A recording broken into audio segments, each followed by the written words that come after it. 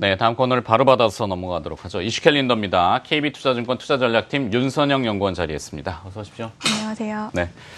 자, 이번 주에 가장 큰 이슈는 그리스 문제였는데 이미 지나갔어요. 그리스와 관련된 이슈가 또 따로 생성이 될 수는 있겠지만 예정된 이슈는 없는 것 같고, 그렇다면 이제 그리스 말고 따로 이제 봐야 되는 우리의 이슈, 그걸 좀 스케줄별로 정리 좀 부탁드려보죠. 네, 이번 주에도 다양한 일정들이 많이 잡혀 있는 한 주입니다. 화면 보시면서 좀 말씀드리도록 하겠습니다. 우선 내일에 기획재정부에서는 메르스로 위축된 경기를 살리기 위한 투자 활성화 대응 방안이 발표가 될 예정이고요. 같은 날 삼성전자의 2분기 잠정 실적도 발표가 될 예정입니다. 영업이익 컨센서스는 7조 2천억 원 수준이고요. 이어서 8일에는 미국 알코아 실적 발표가 있는 날인데요. 미국도 어닝 시즌이 개막이 되는 한 주다라고 보시면 될 것 같고요. 또 8일에는 미래에셋생명의 코스피 상장도 예정되어 있습니다. 지난 공모청약 경쟁률을 보시면 38대 1 정도가 나왔고요. 공모가는 7,500원으로 좀 확정이 된 상태입니다. 또 이어서 10일에는 화장품 회사인 토니모리의 코스피 상장도 예정되어 있는데요.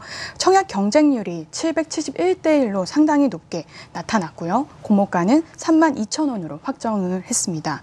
또 같은 날 10일에는 시내 면세점 사업자가 드디어 발표를 하는 날입니다. 네. 이번 주에는 2분기 어닝 시즌, 그렇죠. 2분기 실적들이 나오죠. 이제 삼성전자를 필두로 해서 미국은 알코아 나오는데 알코아 실적 보니까 주당 순이익이 이전에 18센트에서 이번에 예상 23센트, 제가 보는 자료는 그렇습니다. 높게 나오는데요. 예상대로 삼성전자는 실적이 지금 눈높이 확 낮아져 있잖아요. 어찌됐건 잘 이렇게 이어갔으면 좋겠는데, 미래에셋생명하고 토니모리 상장이 또 굵직하게 있고요. 금요일날 시내 면세점 사업자 선정도 있는데, 네. 어떤 걸 집중적으로 좀 볼까요? 그중에서도 이번 주 금요일날 발표가 되는 시내 면세점 사업자 발표와 관련된 일정을 한번 잡아봤습니다. 네. 우선 정부 같은 경우에는 시내 면세점을 서울 지역의 2곳, 또 제주 지역의 1곳으로 배정을 한 상태고요. 지난 6월 1일자로 입찰 마감된 최종 경쟁률을 좀 말씀을 드리면, 대기업 같은 경우에는 7대 2, 또 중소기업 같은 경우에는 14대 1로 상당히 경쟁률이 높게 나온 상태입니다. 메르스 우려감으로 하락했었던 면세점 관련된 종목들도 이번 사업자 발표를 앞두고 대부분의 종목들이 주가가 회복이 된 상태인데요. 지난해 국내 면세점 시장 규모는 8조 원 시장을 규모를 좀 달성을 해주면서 전년 대비 20% 정도 성장을 했습니다. 특히나 그 중에서 절반이 넘는 매출액이 시내 면세점을 통해서 발생을 했고요. 시내 면세점 중에서도 거의 대부분의 매출이 서울에 집중되어 있었습니다. 그러한 점을 좀 감안을 해본다면 이번 서울 시내 면세점 사업자로 선정된 기업 같은 경우에는 중장기 성장성이 좀 확보가 됐다라고 좀 판단이 되고 있습니다. 특히 현재 국내 면세점 채널 성장을 좀 이끌고 있는 중국인 관광객 수가 꾸준히 증가 유입이 되고 있다라는 점을 좀 감안을 해본다면 시내 면세점 추가 신설에 따라서 면세점에 또 상품이 좀 입점되어 있는 화장품이라든지 바스소가 같은 이런 브랜드 업체들의 동반 수혜가 좀 기대가 되는 부분입니다.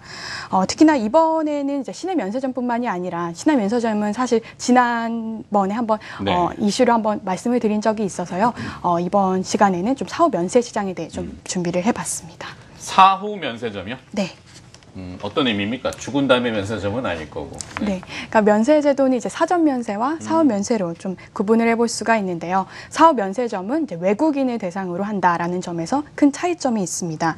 우리가 상품을 구매할 때 그 상품 가격 안에는 그 내국세인 부가가치세가 포함이 되어 있는데요. 외국인은 내국인이 아니기 때문에 이러한 부가가치세를 면세를 받을 수가 있는 것입니다. 그래서 이처럼 한국을 방문한 외국인이 사후 면세점에서 물품을 3만 원 이상 구입을 할 경우 그 물품 가격 안에 있는 내국세를 좀 환급 신청을 할 수가 있는 점인데요. 환급세액 기준으로 보면 사후 면세점의 판매액은 지난해 1조 원을 좀 돌파를 한 상태고요. 올해 같은 경우에는 지난해보다도 한 2배 이상 성장할 것으로 좀 업계에서는 전망을 하고 있습니다.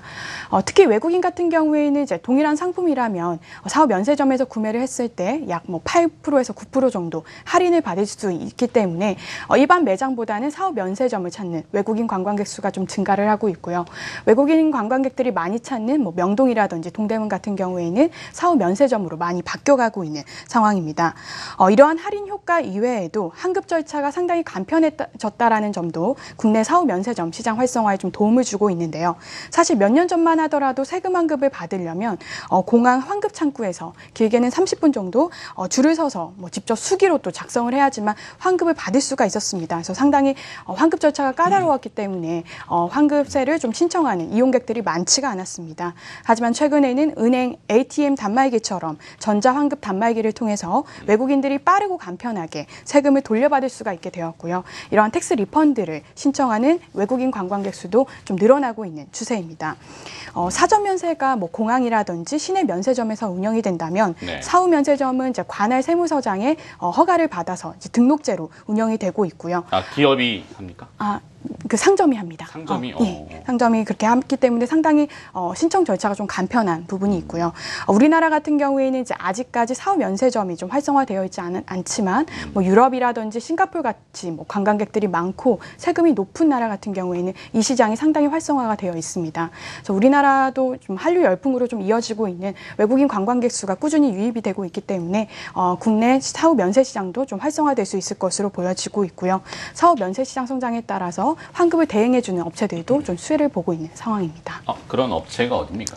국내 대표적인 업체로는요, 이제 상장이 아직 되어 있지는 않지만 글로벌 텍스프리와 글로벌 블루코리아가 있고요. 또 네. KTS 등이 KTS는 좀 상장이 되어 있는 기업입니다. LIS? 또 LIS 같은 경우에도 상장된 기업 중에서 관련주로 좀 말씀을 드리는 수 그중에 있습니다. 좀 하나 더 집중적으로 본다면 KTS에 대해 KTS? 좀 말씀을 드리겠습니다. 우선 KTS는 KT의 자회사입니다. 그래서 KT의 고객센터와 114 전화번호 안내 사업을 좀 하고 있고요. 신규로 추가로 좀 진출한 사업으로는 텍스 리펀드 사업을 좀 영위를 하고 있습니다. 본 사업인 고객센터라든지 114 전화번호 안내 사업 같은 경우에는 성장성이 크진 않지만 새롭게 시작한 텍스 리펀드 사업으로 새로운 성장 동력을 좀 확보를 한 기업이고요. 국내 텍스 리펀드 시장 가운데서도 3위 사업자입니다. 그래서 네. 지난 1분기 기준으로 보면 시장 점유율을 한 15% 정도 확대를 시킨 상황이고요. 인천공항과 김포공항에 현재 무인 단말기를 설치를 해서 텍스 리펀드 사업을 좀 영위를 하고 있고 특히나 중국인 대부분이 사용을 한다는 중국 응령카드와 좀 제휴를 한 만큼 중국인들을 중심으로 한 텍스 리펀드 수수료 수익 확대가 좀 기대가 되는 부분입니다. 텍스 리펀드 시장 성장과 또 가맹점 확대로 올해에는 좀 흑자 전환이 좀 예상이 되는 부분인데요. 특히나 실적을 보시면 이제 알뜰폰 사업을 그동안 해오면서 좀 실적에 좀 리스크를 안고 있었는데 이 알뜰폰 사업 같은 경우에는 6월 1일자로 KT M모바일로 양도를 한 상태입니다. 그래서 네. 2분기까지는 알뜰폰 사업 적자가 좀 포함이 되어 있지만 3분기부터는 이 부분이 제외가 되면서 큰 폭의 실적 성장이 좀 예상이 되고요. 올해 연간 예상을 좀 말씀드리면 매출액이 4,775억 원으로 전년 대비 6.0% 증가, 특히나 영업이익 같은 경우에는 115억 원으로 전년 대비 133%나 성장을 할 것으로 좀 예상이 되고 있는 상황이고요. 올해 예상 실적 기준으로 밸류에이션이 19배 수준입니다. 글로벌 텍스프리 기업들의 평균 PER이 30배라는 점을 좀 감안을 해본다면 추가 상승 여력은 좀 가능하다고 좀 판단이 되고요. 하반기 글로벌 텍스프리의 신규 상장도 좀 예정되어 있는 만큼 좀 재평가를 받을 수 있는 기업이라고 좀 판단이 됩니다. 잘 들었습니다. 이번 주에 주간 이슈 캘린더 글로벌 매크로 이슈보다는 마이크로하게 기업과 연관지어서 많이 설명해 줬고요. 시내 면세점 사업자 발표 10일 날 있을 예정인 그 이슈를 통해서 KTS 맞나요?